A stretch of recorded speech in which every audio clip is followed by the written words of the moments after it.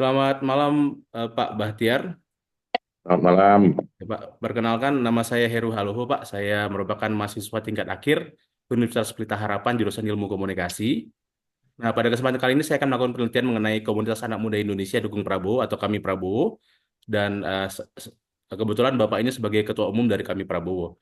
Pertama-tama saya ingin mengucapkan terima kasih kepada Bapak yang sudah bergabung Pak, yang meluangkan waktunya di tengah kesibukannya untuk dapat interview pada malam hari ini.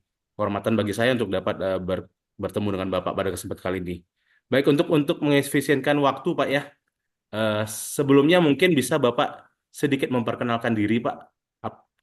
Sedikit memperkenalkan diri terkait dengan mungkin biodata diri secara singkat ataupun apa jabatannya di Kami Prabowo Pak. Baik, terima kasih Heru atas kesempatannya. Saya Bahtiar Sebayang. Saya merupakan Ketua Umum Relawan Kami Prabowo, Komunitas Anak Muda Indonesia Dukung Prabowo yang dibentuk dalam rangka menyambut kontestasi pemilu presiden di tahun 2024. Itu saja. Baik. Ini kalau dari judul dari skripsi saya adalah fanatisme fandom kami Prabowo, studi kasus Pilpres 2024. Untuk kata fanatisme di sini kita eh, coba saya mau breakdown sedikit saja, Pak. Jadi fanatisme itu tidak melulu soal negatif saja, tapi ketika fandom sebuah fandom atau fans kingdom tadi, komunitas tadi, itu bisa saja bermakna positif, seperti tadi saya sudah melakukan penelitian pada informan yang pertama, bisa jadi sangat positif ketika kita bisa mengangkat sesuatu hal dari positif. Makanya dalam hal ini saya pengen ingin menggali bagaimana dari kami Pak Prabowo ini, Pak. Jadi fanatisme ini lebih kepada antusiasme ataupun keterlibatan yang akan dilakukan oleh dalam kami Prabowo ini, Pak. Dalam hal ini Oke. ada dua, Pak, ada dua pertanyaan penelitian saya. Yang pertama adalah bagaimana proses terbentuknya fanatisme fandom ini, Pak, dalam kontestasi Pilpres. Pertanyaan pertama mungkin sebagai pembuka, Pak, apa yang Bapak pahami tentang fanatisme, Pak? Fanatisme itu apa ya? Fanatisme itu eh, Secara tingkat umum mungkin, Pak. kesukaan kita terhadap satu objek kali ya. Oke. Terus kesukaan terhadap suatu objek. Bagaimana dengan fanatisme politik, Pak? Fanatisme politik itu ya, politik itu kan sebetulnya tools saja, politik itu alat saja dalam rangka mencapai kekuasaan.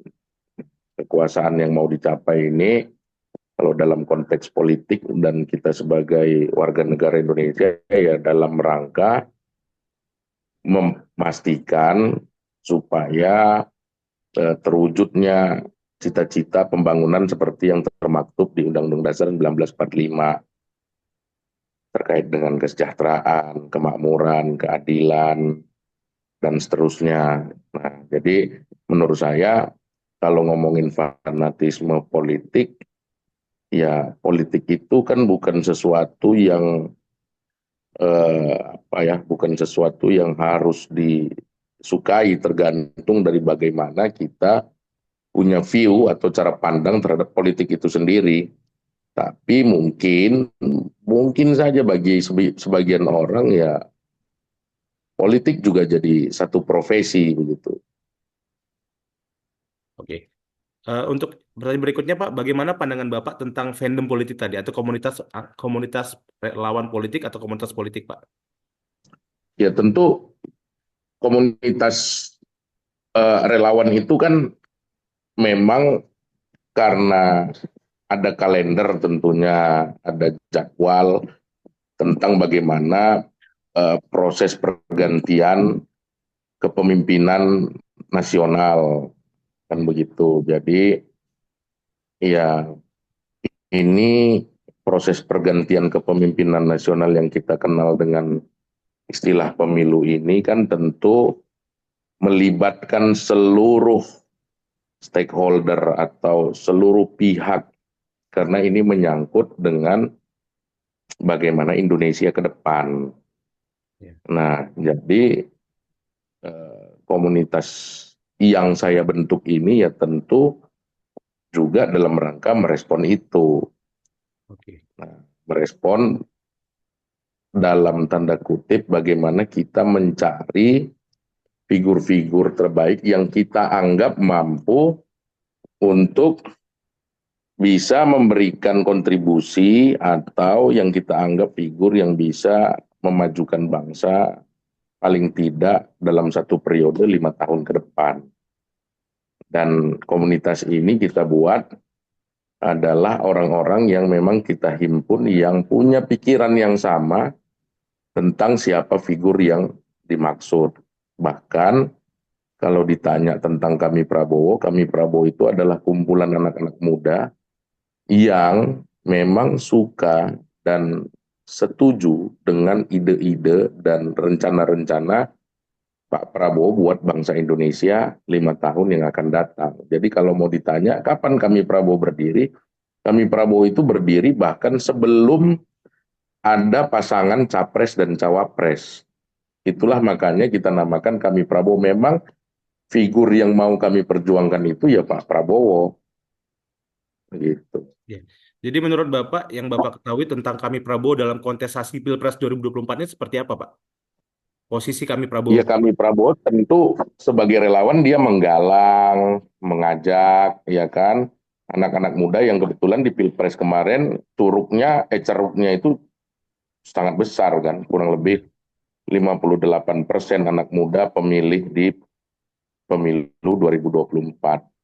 Maka kita yang anak-anak muda melalui kami Prabowo ya coba menghimpun itu, mengajak, terus men-share, kemudian berbagi tentang eh, kalau Indonesia itu dipimpin sama Pak Prabowo. Ya. Nah, syukurnya kita mendapatkan cukup banyak simpati dan cukup banyak yang mau bergabung dengan teman-teman kami Prabowo. Jadi memang kami Prabowo itu didedikasikan supaya Pak Prabowo jadi presiden itu sederhananya karena kita percaya bahwa semua cita-cita itu mampu diwujudkan oleh Pak Prabowo. Baik.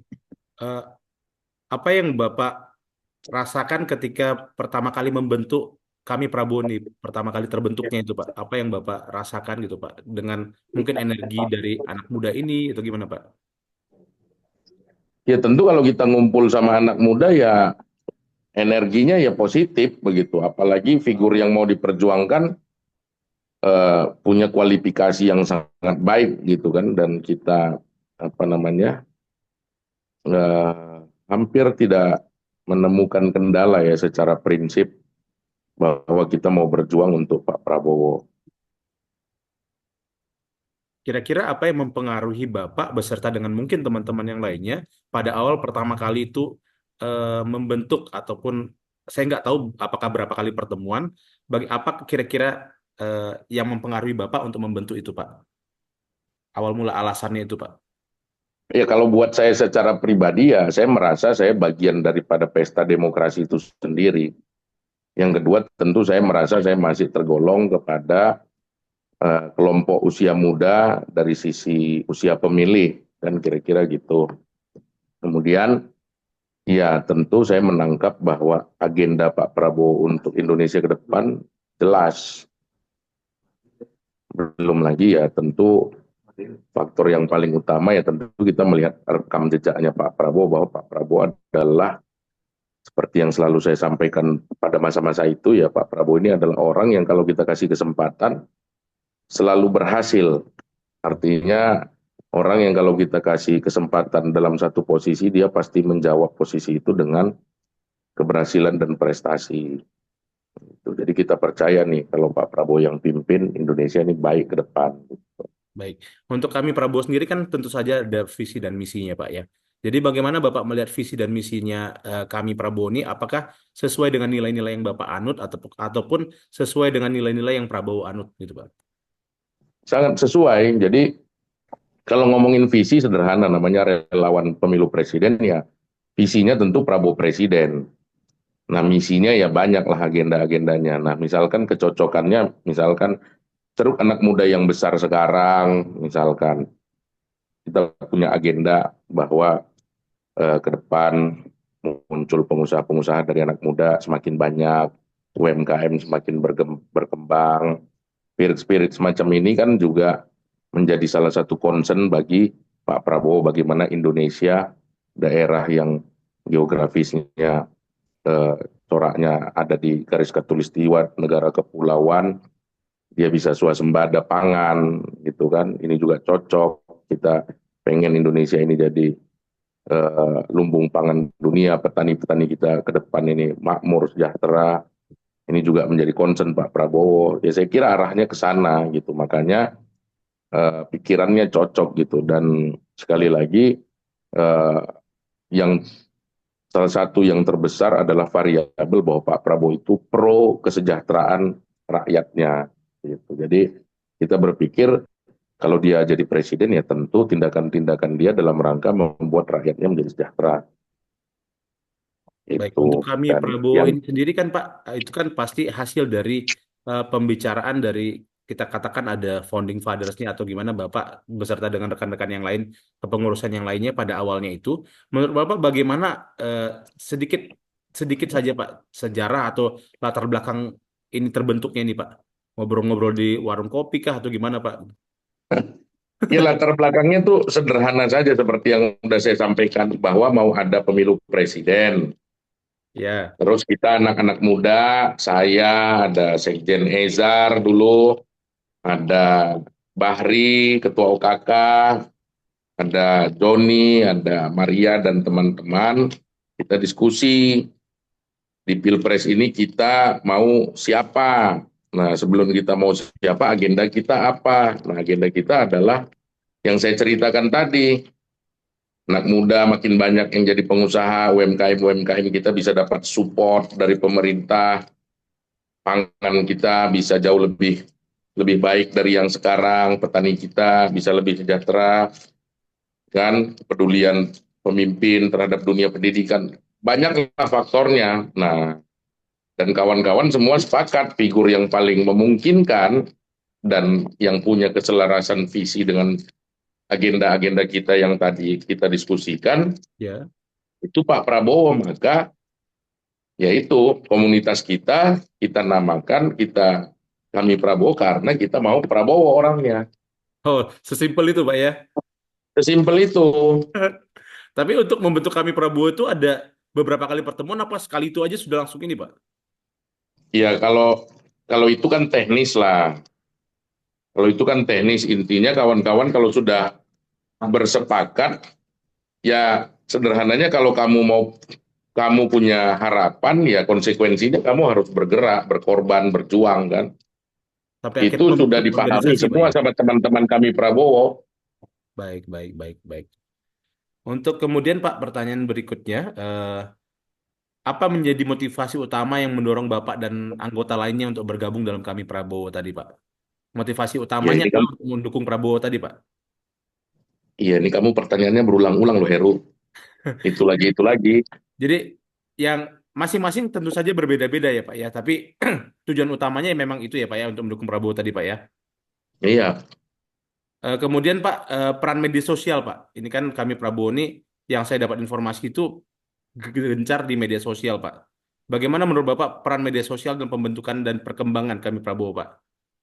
ya tentu sekarang tools yang paling efektif dalam rangka kita mengenalkan baik orang, baik organisasi, baik relawan, yang paling efektif ya media sosial itu. Makanya anak-anak kami Prabowo itu eh, aktifkan media sosialnya. Jadi kita nggak cuma dari mulut ke teman-teman, ke kelompok-kelompok lain, tapi juga kita sampaikan juga lewat sosial media supaya orang lebih cepat kenal gitu. Mungkin bisa melihat juga aktivitasnya kami Prabowo itu, makanya ada Instagramnya, ada TikToknya Baik. gitu. Untuk struktur organisasi sendiri Pak itu ada tingkatan pusat dan cabang ya Pak ya? Pusat, provinsi, cabang, kabupaten kota, cabang. Kalau provinsi pengurus daerah, kalau pusat pengurus pusat. Oke, oke, oke. Untuk kemudian pertanyaan berikutnya Pak, apakah kami Prabowo berinteraksi dengan kampanye resmi dari tim tim Prabowo Subianto Pak? Tentu kami Prabowo itu adalah relawan resmi yang didaftarkan di tim kampanye nasional melalui bidang golf, bidang golf di tim kampanye nasional yang membawahi khusus relawan. Jadi kami Prabowo itu memang terdaftar secara resmi. Oke. Untuk kami Prabowo, apakah memiliki kegiatan khusus atau agenda yang dirancang untuk mendukung Prabowo, Pak, dalam Pilpres? Aksi kegiatannya itu apa aja, Pak? Kira-kira, Pak? Meliputi apa saja kami Prabowo, Pak? Ya, aksi kegiatannya banyak. Ya, berperan serta aktif dalam menyampaikan visi misi Pak Prabowo lewat diskusi dan seminar-seminar. Kita datang ke talk show atau ke podcast-podcast. Terus kita apa namanya berdiskusi dengan anak-anak muda. Ya hal-hal semacam itu banyak. Iya. Baik. Untuk menurut Bapak, bagaimana kami Prabowo memobilisasi dukungan dan menyebarkan pesan politik kepada publik, Pak? Ya itu yang paling utama ya lewat statement-statement yang kita sampaikan, terutama lewat media sosial. Biar orang-orang tertarik untuk bergabung begitu, Pak? Terhadap Iya, figur baru misalnya, Pak?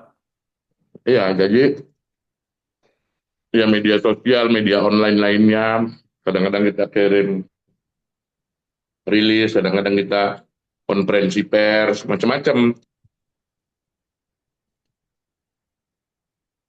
gitu.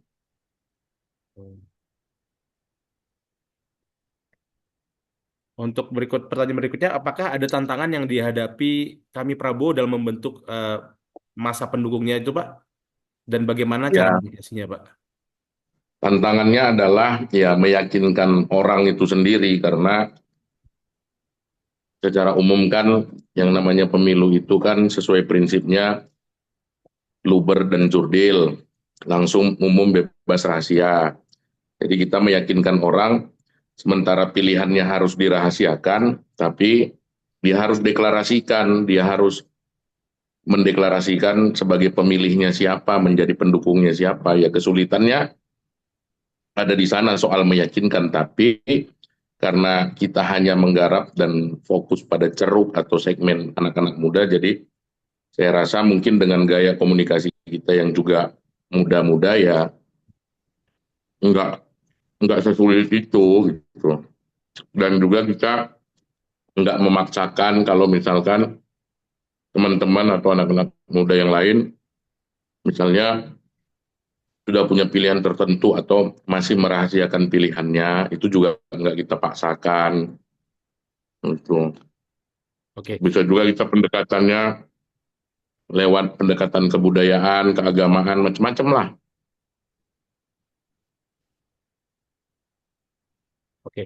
Untuk dalam anggota kami sendiri, Pak, tentu saja di setiap organisasi yang lainnya ada mungkin yang aktif dan juga ada yang tidak aktif gitu, Pak ya.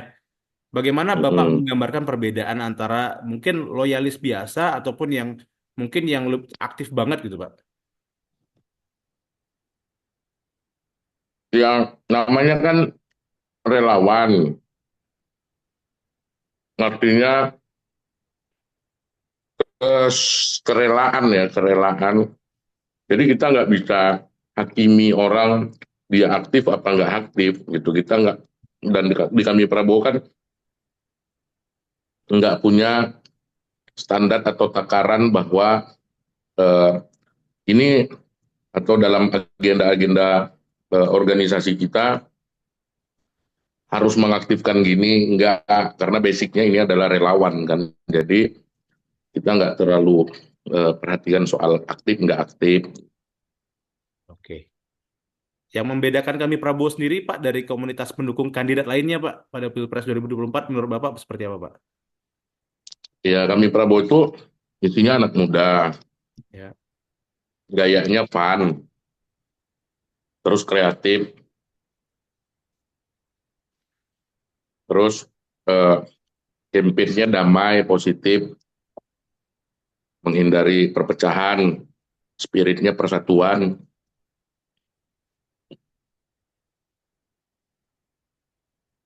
Itu Oke. sih. Lebih lebih ini Pak ya. Lebih fun, lebih damai, lebih ini Pak ya. Hmm.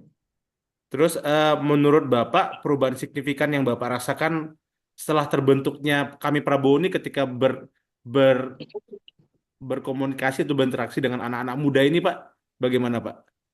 Ya, kalau buat saya pribadi ya tambah terkenal lah ya. Sesuatu yang nggak saya sangka juga. Ternyata animo Tapi bukan, masyarakat terhadap politik ini besar juga Pak ya untuk generasi muda Pak ya. ya karena sekarang orang melek politik kan. Orang sekarang itu sadar bahwa urusan 5 tahun ke TPS itu dampaknya besar buat keberlangsungan kehidupan berbangsa dan bernegara kan. Iya, baik. Untuk kemudian berikutnya eh, ini kan ada selalu ada dari pilpres-pilpres sebelumnya di mana Bapak Prabowo juga mencalonkan itu Pak, ada kritik atau tujuan negatif terhadap sosok Bapak Prabowo gitu Pak ya. Jadi bagaimana Bapak selaku dari Ketua Umum kami ini menanggapi terkait dengan kritik atau tujuan tujuan negatif terhadap Prabowo ataupun mungkin relawan-relawan Prabowo itu Pak. Ya kalau kompetisi kan biasa. Orang membagus-baguskan dirinya, mengurang-ngurangin lawannya kan itu kan biasa. Ya. Yang penting kita respon bahwa ya ini bagian dari dinamika saja, tapi pada ujungnya adalah kita ini sama-sama warga negara Indonesia. Saya sambil makan ya. Iya nggak apa-apa Pak, aman Pak. Apakah kalau untuk menanggapi itu, apakah dengan mungkin memproduksi konten-konten yang menunjukkan bahwasanya hal itu tidak benar atau membuat apa narasi-narasi di laman media sosial ataupun di situs-situs gitu Pak? Kami Prabowo cuma concern menyampaikan agenda yang mau dilakukan Prabowo kalau dia jadi presiden.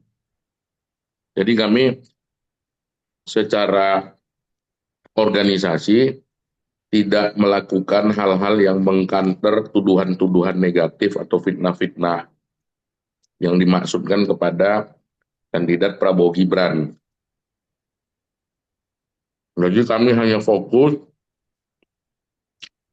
menyampaikan apa yang akan dilakukan Prabowo Gibran kalau misalkan mereka terpilih dan menang menjadi presiden dan wakil presiden. Berarti tidak dalam posisi untuk mengklarifikasi sesuatu hal itu hoax atau tidak Pak ya? Iya, Baik. Untuk pertanyaan untuk yang penutup Pak terkait dengan yang pertanyaan penelitian yang pertama Pak. Menurut Bapak apa harapan Bapak dengan kita kan sudah tahu tanggal 20 Oktober yang lalu Bapak Prabowo dan juga Pak Gibran sudah dilantik sebagai presiden dan wakil presiden kita. Apa harapan Bapak dengan dilantiknya Bapak Prabowo sebagai presiden Republik Indonesia masa jabatan 2024 sampai 2029 yang ingin Bapak lihat Bapak Prabowo implementasikan Pak dari kami Prabowo ini Pak? ya tentu harapannya banyak sekali ya yang cita-cita atau harapan atau goals yang kita titipkan di pundaknya Pak Prabowo sekarang. Ya, yang paling utama adalah tentu bagaimana masyarakat kita ini bisa sejahtera. Kemudian infrastruktur kita baik, kemudian eh, baik ekonomi, hukum, politik bisa stabil sehingga eh, memudahkan kita untuk membangun, mendapatkan investasi, memudahkan kita untuk eh, beraktivitas di Indonesia ini dengan sangat nyaman, baik masyarakatnya, para pekerja, para pengusaha, para buruh. Kemudian ya tentu kita berharap eh, Indonesia ini semakin maju ditandai dengan APBN kita makin besar, kemudian apa namanya pengusahanya dari anak-anak muda bisa terus bertambah, kemudian UMKM kita semakin bergairah, industri kreatif kita semakin bergairah, hilirisasi bisa jalan, bagaimana produk-produk atau raw material, bahan baku yang ada dan berasal di Indonesia ini juga bisa kita kelola sendiri. Harapannya sangat banyak. Tentu eh, apa namanya fasilitas kesehatan bukan cuma di kota-kota besar, tapi bisa sampai ke desa-desa, bisa dijangkau. Kemudian banyak sekali harapan. Tentunya harapan ini kita pahami juga tidak mudah dan tidak mungkin dalam 1-2 hari diwujudkan. Oleh karena itu ya tentu saat ini kalau Pak Prabowo sama Mas Gibran sudah dilantik, tentu kita juga harus memberikan kesempatan mereka untuk bekerja sambil kita lihat bagaimana pembangunan Indonesia di zaman mereka memimpin menjadi presiden dan wakil presiden. Kalau nanti ternyata beliau bekerja ternyata hasilnya nggak baik atau nggak memuaskan, kita juga harus mengkritik, memberikan input begitu. Tapi untuk saat ini ya yang harus kita lakukan adalah kita mensupport dan memberi ruang serta waktu beliau-beliau untuk bisa bekerja, mewujudkan janji-janji kampanyenya. Berarti posisi Akan untuk posisi kami Prabowo ini sendiri, Pak, setelah sudah diumumkan atau dilantiknya Bapak Prabowo ini bagaimana, Pak? ya secara prinsip sudah selesai. Oke. Karena memang ini relawan yang didirikan dalam rangka menyikapi momentum pemilihan presiden. Pemilihan presidennya sudah selesai, ya sudah selesai. Apa tidak sayang juga dengan basis pendukung yang sudah ini, Pak? Barangkali berikutnya ada rencana untuk ya untuk memantau ataupun mendukung. Mungkin ada masa depan kali, Pak ya. Ya kita belum tahu lah, kita nggak bisa berandai-andai kan. Siap, siap, Bapak. Untuk yang ini, Pak, yang ada sedikit yang pengen saya tanyakan terkait dengan pendanaan, Pak. Setiap kegiatan organisasi kan ada pendanaan, Pak. Itu apakah Ya, ada dari tim ses ataupun bagaimana, Pak? Atau sendiri, Pak? urunan kita, Kolektif ya, Pak ya? pengurus-pengurusnya, mm-mm, urunan, Oke, oke. urunan. Berarti memang prinsip-prinsip dari relawan itu memang benar-benar dipakai ya, Pak ya? Ya, kita urunan, Oh, baik-baik, Pak. nggak ada sumber yang tetap, nggak ada. Baik-baik. Baik, kita mulai yang kedua, Pak, untuk yang pertanyaan yang kedua, yang tadi itu kan terkait dengan proses terbentuknya, Pak. Yang kedua, bagaimana political rebranding dari Prabowo berpengaruh terhadap suara generasi muda, Pak? Jadi kan memang kita ketahui bersama dari mulai pemilu tahun 2014, 2019, dan 2024 ini ada perubahan yang dinilai masyarakat tuh dari gaya komunikasi lah, Pak. Gaya komunikasi dari Bapak Prabowo ini sendiri, Pak. Saya mulai dengan yang pertama, Pak, pertanyaannya. Bagaimana Bapak melihat perubahan citra atau strategi politik dari Bapak Prabowo menjelang Pilpres 2024, Pak, dibandingkan dengan sebelum-sebelumnya, Pak? Ya, kalau menurut saya pribadi, karena saya merupakan pendukung Prabowo sejak 2014, saya melihat secara prinsip nggak ada yang berubah di beliau. Beliau itu selalu tampil otentik, apa adanya, sesuai dengan dirinya, nggak ada yang dipoles-poles, nggak ada yang di make up, begitu. Ya mungkin orang dulu belum kenal saja, gitu. Kita kan kalau makin sering ketemu, makin sering lihat, kan makin biasa. Jadi mungkin ya sekarang orang melihatnya lebih kepada ada perubahan. Padahal sebetulnya menurut saya eh, genuin genuin genuinnya beliau itu, otentiknya beliau itu ya sudah dari dulu. Cuma mungkin selama ini belum terekspos begitu kali, Pak ya. Mungkin orang kali yang selama ini mungkin belum memilih dia, eh, sekarang memilih dia ya mungkin mungkin lebih kenal atau mungkin karena beliau sudah di tahun 2019 jadi salah satu pejabat negara Menteri Pertahanan, orang melihat ternyata beliau sebagai Menhan itu berhasil. Nah, ternyata beliau itu sebagai Menhan, ya kita bisa banggalah dengan misalkan Maung, ya kan, produk dalam Ya. negeri, produk PT Hmm. Pindad. Pak Prabowo menunjukkan bahwa beliau punya kemampuan diplomasi internasional yang sangat luar biasa, dan orang melihat ada keberhasilan di sana, dan eh, yang dikesankan misalkan secara negatif bahwa beliau otoriter itu nggak ada selama beliau jadi Menhan. Jadi saya kira ya eh, bukan perubahan ya, tapi mungkin ya sekarang lebih cair saja dan orang lebih kenal beliau. Ya, yang kita ketahui sendiri memang sudah ada yang zaman sebelum-sebelumnya kan kita tidak melihat bagaimana Pak Prabowo yang ada humornya, terus juga mungkin tidak terekspos nih Pak di media, dan juga ada Iya, joget-jogetnya dan sebagainya. joget-joget dari dulu beliau joget-joget, Udah cuman dari dulu Pak sekarang ya. iya, dari dulu beliau joget-joget. Iya, pokoknya sekarang tuh lebih kayak lebih chill lah tuh Pak, lebih buat anak muda tuh lebih mantap banget 2024 ini Pak. Kalau Ya mungkin ya kira-kira begitulah. Lebih kenal mungkin juga karena wakilnya juga Mas Gibran usianya relatif muda. ya. Hmm. Jadi menurut Bapak eh, rebranding, katakan rebranding ataupun memang hal yang belum terungkap ataupun tidak terekspos selama ini di Prabowo ini, apakah dapat mempengaruhi daya tarik dari generasi muda itu, Pak? Ya pada akhirnya saya lihat generasi muda sekarang itu carinya yang konkret kan. Ya saya rasa Prabowo itu jawabannya. Prabowo itu pemimpin yang konkret kira-kira begitu.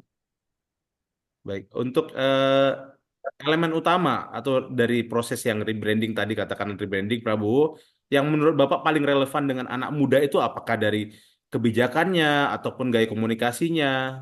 Itu yang mana yang lebih masuk ke anak muda menurut Bapak, Pak? Lebih menyentuh ke anak muda, Pak. Yang mau dicapai sama Pak Prabowo itu harapan anak muda. Soal negara kita mandiri, berdaulat, soal apa negara kita harus menjadi negara industri, soal kita harus proteksi kekayaan negara, soal bagaimana kita Pak Prabowo itu mampu apa mau memberikan nutrisi yang cukup kepada anak-anak sekolah di Indonesia. Itu yang anak muda memang mau, harapan anak muda juga ke sana, kira-kira begitu. Berarti itu dapat dikatakan mungkin itu lebih utama, kemudian mungkin gaya komunikasi itu hanya sepersekian ya, Pak ya, Ya dari artinya pesan-pesan agenda-agenda Prabowo ke depan itu memang sekarang ini terdeliver dengan baik di anak-anak muda. baik. Nah, kalau soal ini kan tentu bukan cuma Pak Prabowo, tentu dia punya tim, mungkin timnya dalam menerjemahkan atau menyampaikan ini kepada anak muda juga juga banyak kan, sekarang relawan anak muda juga banyak sekali kan kemarin itu. Ya. Kalau untuk kami Prabowo sendiri, Pak, dengan adanya perubahan, katakan gaya komunikasinya itu lebih chill sekarang begitu, Pak. Bagaimana cara menyesuaikannya kami Prabowo nih? Apakah tidak sulit ataupun gampang sekali karena memang dari anak muda juga elemen-elemennya begitu, Pak? Nggak sulit karena memang kemarin kalau saya lihat dari tim kampanye nasional Pak Prabowo dan Mas Gibran sendiri memang kemarin itu memilihnya ya fun campaign, Ya. kampanye yang menyenangkan, yang mempersatukan, yang menolak pecah belah, kemudian yang menyampaikan pesan-pesan dan janji-janji kampanye itu lebih sederhana gitu, dan kemudian muncul banyak sekali kreativitas di sana kan, joget oke gas ya kan. Terus apakah menurut Bapak ada peningkatan dukungan atau keterlibatan dari anak muda setelah adanya perubahan dari gaya gaya komunikasi Prabowo yang sekarang ini, Pak? Yang 2024 ini, Pak?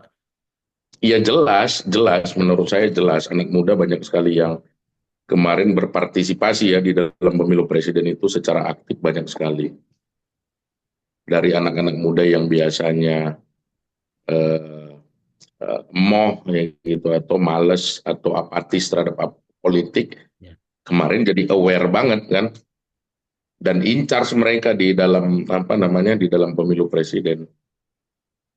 Berarti yang Hmm.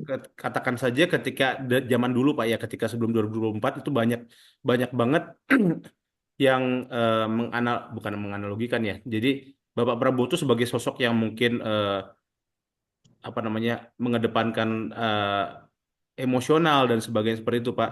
Ataupun yang ketika dia ya seperti kita tahu background militernya seperti itu Pak, mungkin terbawa-bawa ketika tahun 2019 di mana Bapak itu mungkin terlihat di media itu menggebrak podium pada saat ada pertanyaan terkait dengan antek-antek asing dan sebagainya seperti itu Pak. Sehingga dan ketika melihat dari 2024 nih Bapak Prabowo itu sudah adem banget seperti itu, lebih lebih wise, lebih ini. Bagaimana menurut menurut Bapak, apakah ada perbedaan utama antara persepsi sebelum dan sesudah 2024, Pak?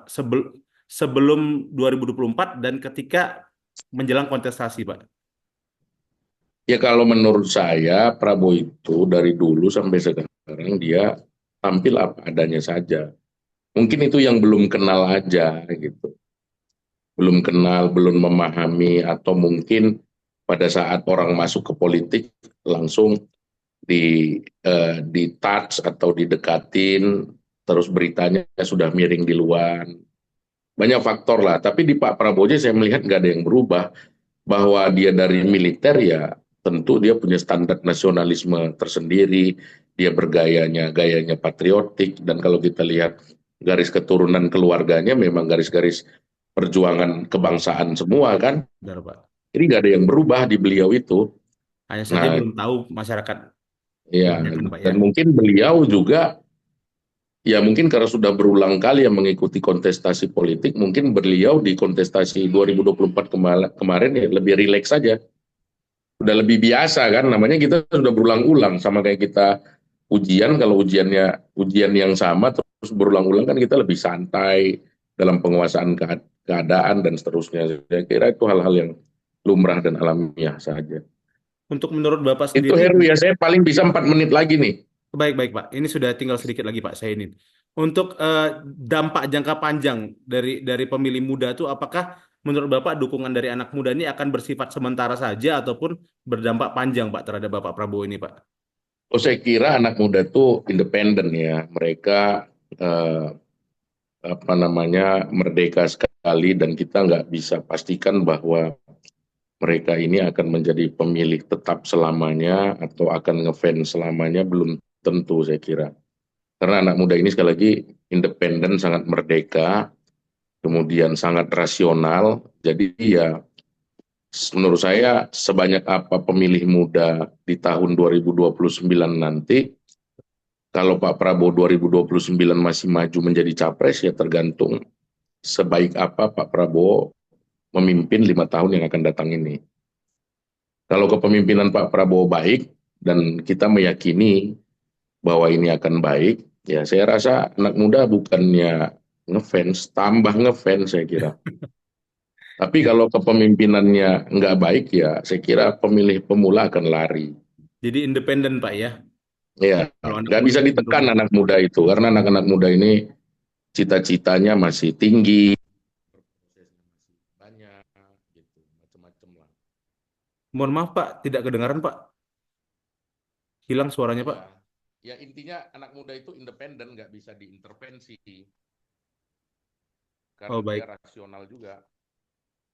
Baik. Untuk pertanyaan yang terakhir, Pak, menurut Bapak, harapan Bapak untuk masa depan generasi muda terhadap Prabowo setelah melihat perubahan strategi kampanye di media sosial itu bagaimana, Pak? Dampak panjang Gimana? dari menurut Bapak harapan atau masa depan dukungan generasi muda ini seperti apa terhadap Prabowo, Pak? Iya, sepanjang Prabowo konkret, anak muda akan semakin support. Menurut saya poinnya sesederhana itu. Oh, baik-baik, Pak. Ya, kira-kira begitu aja, Pak, untuk pertanyaan saya. Saya Oke, cukupkan sampai di sana. Terima kasih, Pak, sudah oke. meluangkan Terima kasih waktunya. Heru ya, Oh, baik, sukses. Pak. Terima kasih, Pak. Salam hormat. Salam untuk keluarga, Ya, Pak. Terima kasih, terima Bapak. kasih.